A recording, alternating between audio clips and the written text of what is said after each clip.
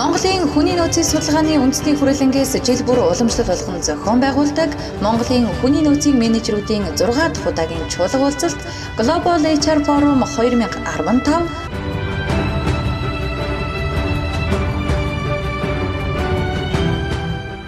За хамгийн сүүлийн хэлтгэл миний өөрөө хэлтгэл байгаа. За хэдэн аврагуудынхаа тухай ярина да. За энэ бол зөвхөн дэлхийн хэмжээний аврагууд шүү. За Монголд бол 60,000 хүн дутмын нэг нь дэлхийн авраг байгаа. 60,000 хүн дутмын нэг нь дэлхийн авраг. Гэхдээ энэ тоог бас хэлж явах явцад 7 хоногийн өмнө бас дахиад хэдэн аврагууд төрчих шиг боллоо. Тэгэхээр 60 биш одоо 59,900 хэдэн хүн дутмын нэг нь авраг болох гэдэг шүү дээ. За энэ дээр бол ямар нэгэн олон улсын хэмжээний тийм жижиг аврагуудыг бол оруулаагүй байгаа. Дандаа дэлхийн хэмжээнд одоо амжилт гаргасан аврагуудын мэдээлэл энд харагдаж байна. За олимпийн, спортын, буудлын, хөл бөмбөгийн, сагсан бөмбөгийн, кикбоксинг, жуудо бүхийн, чулууд бүхийн, гямлаг эзэгнэгч гэдэг ингээд манай дэлхийн аврагууд байна. За дараагийн слайдн дээр урлаг болон оюун ухааны салбарт дандаа бас дэлхийн аврагууд шүү. Энэ бас тийм нэг жижиг төвцөөний аврагууд ердөө биш. За энэ дээр тэр Холливуудын жүжигчин, сонирхчдын сумагийн 3 удаагийн авраг манай Бямжап байна.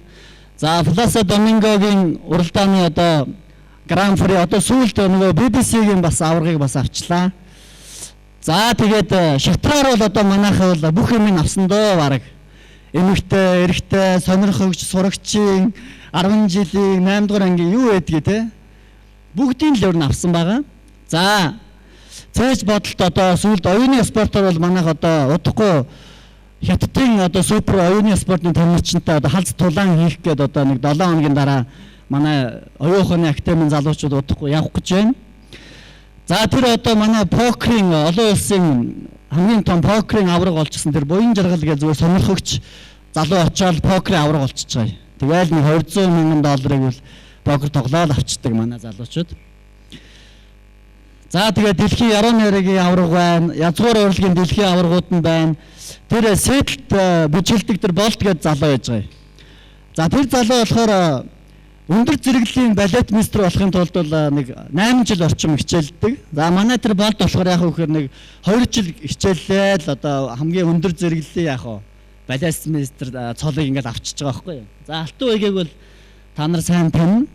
За манай Домог одоо түрүү жил дэлхийн язгуур урлагийн Гран При авчижсэн бол энэ жил хөсөгтөн Азийн одоо талент наадмаас тусгай байр авах жишээтэй. За энэ бол одоо технологи болон дизайны чиглэлийн одоо дэлхийн хэмжээнд ажиллаж байгаа манай залуучууд харагдаж байна. За манай энэ ган болд дараа хоёр бол дэлхийн дизайны авраг штэ одоо Adobe-с шалгаруулдаг цомын авраг. Обамагийн одоо имижийг бол одоо манай Монголын дизайнер одоо шийдэж өгч штэ. Обамагийн дүр төрх ер нь ямар хуу аах уу те гэдгийг монгол хүн бодоол ингээл дизайныг хийгээл сууж яах нь штэ. За ингээд энэ KSG Японы KSG гэж том PC board-ны үйлдвэрт ажилладаг Алтан бэлэг гэж тэр компани одоо дэд хэрэглэгчээр ажилладаг. Энэ бол LeakZ гэж одоо сервер компьютер зохион бүтээсэн байгаа. Одоо өөрийнх нь зохион бүтээсэн компьютер үйлдвэрлэлд ороод $35,000 зарагдаад эхэлж байгаа жишээтэй. За тэгээд Apple, Stanford, Microsoft, Google за одоо тэр манай Google-ийн залуу маань Монголд одоо Yamamont гэдэг одоо сая шинэ төсөл хэрэгжүүлээд дэлхийн хэмжээний тийм ээ 8 видеог одоо 8 секундээр ингэж богиносгодог ийм аппликейшн зохиогоод олон улсын зах зээл дээр гаргах гэдэг ажиллаж байна. Маш амжилттай одоо явж байгаа төслийг удирдах байна. За тэгээд одоо энэ постероо бэлдэж явах явцад бэлдэж дуусаагүй байх дахиад аврагууд ингээд нэмэгдчих юм аа ингээд. Тэгээд доор нь дахиад нэг 5 аврагаа ингээд нэмэдаа гэд нэмсэн байгаа. За Чайковскийн одоо энэ бол одоо юуны дуурин одоо дэлхийн олимп гэж нэрлэгддэг. Түүний одоо Гран Приг авсан одоо дуйлант одоо авраг маань энд байж байна. За тэгээ саяхан нэг сарын өмнө энэ Жижүүцүүгийн ингээд энэ тулааны одоо урлагаар одоо манай 3 авраг ингээд очиод ингээд аврагыг авчих юм. За тэгээд энэ манга гэдэг энэ комик нэг ном байдгийг одоо тийм зургийн төрөл. Тэгээд яг хуу манайх очоод нэг 40 хэдэн орны хамгийн том Гран Прид нь очоод ингээд юуг нь авчиж байгаа Гран При. Тэгээд яг Японы нөгөө манга судлаач тэгж яаг гинэ. Энэ Монгол залуучуудын хийсэн юм нь яг тийм манга гэхэд бол арай л биш юм аа. Арай л нэг тийм комик гэхэд арай биш. Нэг л тийм нэг өөр нэг сүнслэг тийм зүйл байна. Гэхдээ яа гарахгүй л одоо юу юм аа. Шилдэг юм аа гэж хэлсэн байна. Тэгээ яалтчгүй манайх одоо манганы энэ зургийн урлагаар сүүлийн одоо нэг 4-5 жил зурж байгаа гэхтэл ингээл 20-30 жил манга хөгжүүлсэн газруудад очиод аврагыг авчиж байгаа. За энэ Уранго гэдэг нэг охин одоо түрүү жилийн Италид очиод загварын одоо гол их нутагт очиод тийм ээ. Олон улсын газар дундын тэнгисийн шилдэгийг тодруулах юм шоунд очиод тэгэл ийм нэг нүүдэлчдийн одоо дээл байглаасаа сэтүүлсэн юм дизайн хийгээл тэгэл төрүүлчих Гран При. Тэгэл нөгөө Италийн загварынхан бодож байна ингээд та нарын хувцад ингээд нэг л тийм нэг өөр юм байна. Гэтэ одоо юу гэж хэлхийн аргагүй те. Гэтэ яалтчгүй танах ингээд төрүүлчлээ гэж хэлсэн гэж байгаа. Тэгээд за энэ бол хамгийн сүүлд нөгөө BBC төрүүлдэг тийм ээ дэд байр авсан. Ингээд манай дуурийн дууч маань үеж байна. Тэгээд дуурийн урлаг дээр бол тэгж гинэ.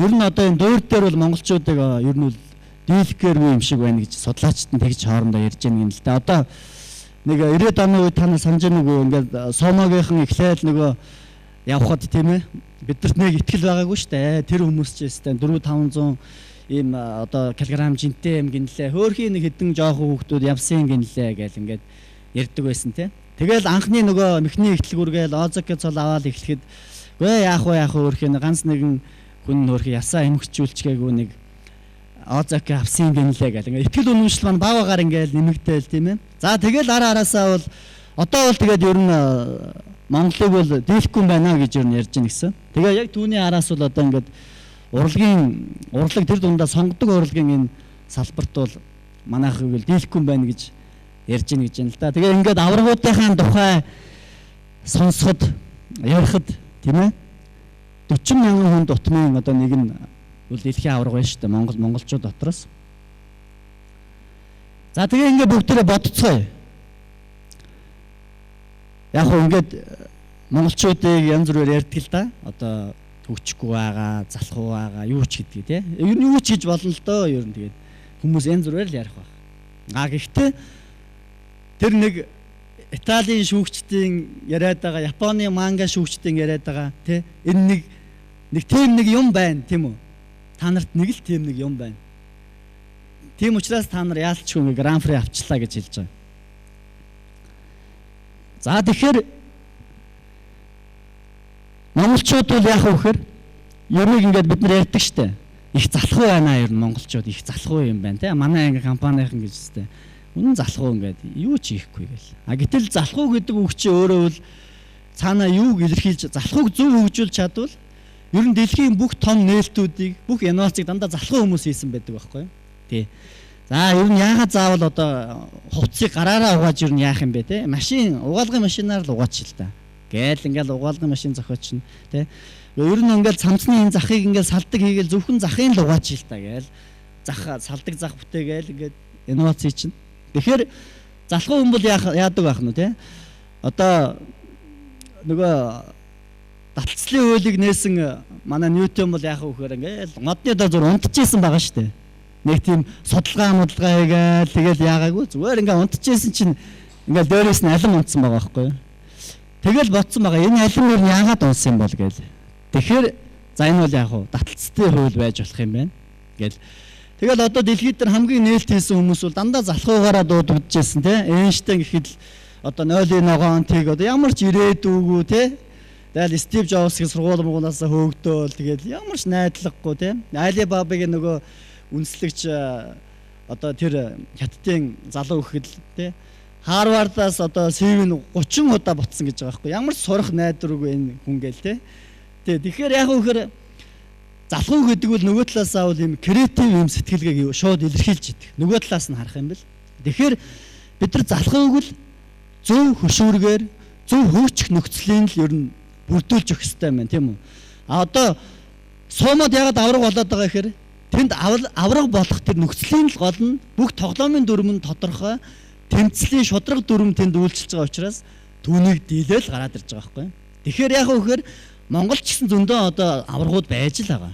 Гэхдээ тэд нар яг үхээр одоо нэг захирлын нэг дарамтанд ч юм уу тэгэл нэг одоо юу ч гэдгийг те сонирхолгүй ч юм уу эсвэл тэр креатив хүн илүү их юм бүтээх хүсэлтэй байхад нэг жижигхэн даалгавар өгдөг юу ч байж болно л да тэр авраг болохгүй байгаа шалтгаан. За монголчлог гэж ярьдаг штэ. Юмыг монголчилдаг те. Тэгээд сая бол би танарт нэг монголчилсан жишээ хэлье л да. Одоо Японы одоо машины үйлдвэрт ажилладаг нэг манай монгол залуу машины энэ жиргэвч эрзэнийг үхрийн ширээр хийсэн байгаа. Үхрийн ширээр дуршиж үтсэн байгаа юм л да. Тэгсэн чинь үхрийн шир нь бол нөгөө өөр органик учраас норхоор нөө тэлэлт бий болдог. Тэгээд эрзэнийг отох юм бол 2 дахин удаан эдлгээтэй юм байна гэсэн урьдчилсан ийм дүгнэлт гараад тэгээд ер нь цаашдаа үүнийг үйлдвэрлэлийн шатанд хийж болох нь үгүй юу гэдэг дараагийн шатны судалгаанд ингээ орчихсон.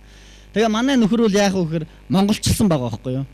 Ер нь яагаад үхрийн шир байж болохгүй гэж тийм ээ. Тэгэхээр энэ бол яг монголчлох сэтгэлгээ гэдэг нь бол яг өөрөө бид нар нэг талаас харуул энэ муухай. Ингээл юмыг монголчлоо тий. Тэгэл би чадна гээл бүх юмыг чаддаг болохгүй л тий. А гэтэл яг үндэ нөгөө талаасаа бол эн чинь нөгөө бидний л яриад байгаа нөгөө инновацаа л хэлээд байгаа байхгүй юу? Инновац. Юмыг сайжруулах, өөрчлөн сайжруулах яг уу тэр юмыг ямар нэгэн тийм бодит зүйл болгох. За тэгэхээр бүтээлч хүмүүс монголчууд бүтээлч юм байна ер нь. Хятадууд бол яг үхээр угаасаа л хөдөлмөрч өглөө сэрэл орой онт хүрлээ дагаал тарина. Өөр сонголт угаасаа байхгүй. Тэр бүм хүн учраас өөр амьдрах тэднэр тийм сонголт байхгүй. Америк хүн яг үхээр зүгээр л одоо мөнгө American dream хаус байш одоо машины төлөөл амьдралаа зориулдаг тийм ээ. За Япон бол яг уу Bushido зарчим толгуурлсан одоо юу маш детальд бүх зүйлийг те наривчилж ингэж бүх юмыг л үе одоо ингээл юмыг улам төвөгтэй болгоод байгаа юм шиг. Тэгээд зүгээр сая Японы нэг залуу бизнесмен тэгж байгаа юм л да.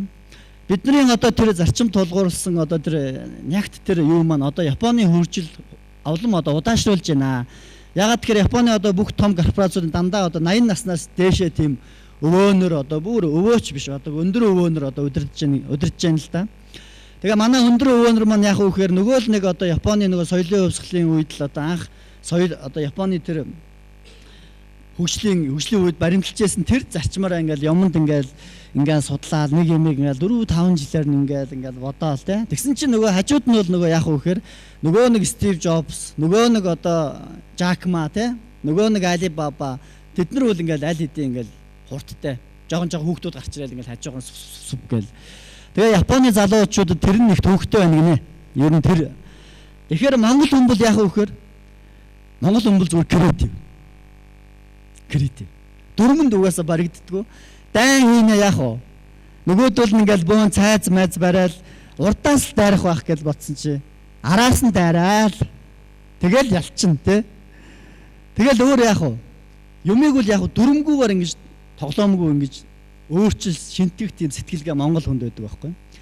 Тэгэхээр энэ нэг талаасаа бол муухай л да. Яг дөрөм журманд баригддаггүй энэ төр гээл зам хөндлөн шууд гардаг мардаг гээл те. Нийгэмшигт бол энэ төвөгтэй юм шиг боловч нөгөө талаас нь үүнийг бас давуу тал болгож бас ашиглаж болно.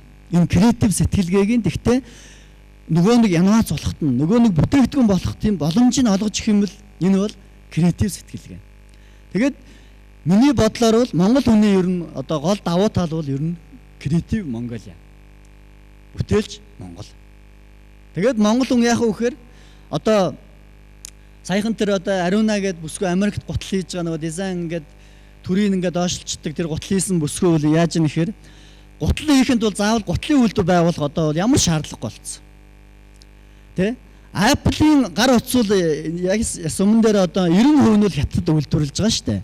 Apple бол яг нөгөө технологи юугаар эзэмшиж байгаа тийм үү? Брендингээ эзэмшиж байгаа. А тэгэхээр монголчууд бол нэг одоо нэг үйлдвэр хөгжүүлнэ гээл нэг жижиг дунд үйлдвэрч гэдэг юм уу бүгд таавчиг маавчиг хийгээл те тэр бол нэг сонирхолтой биш юм аа. Яг уу гэхдээ энэ бол оролдлого л да. Оролдлого нэг дэвшил.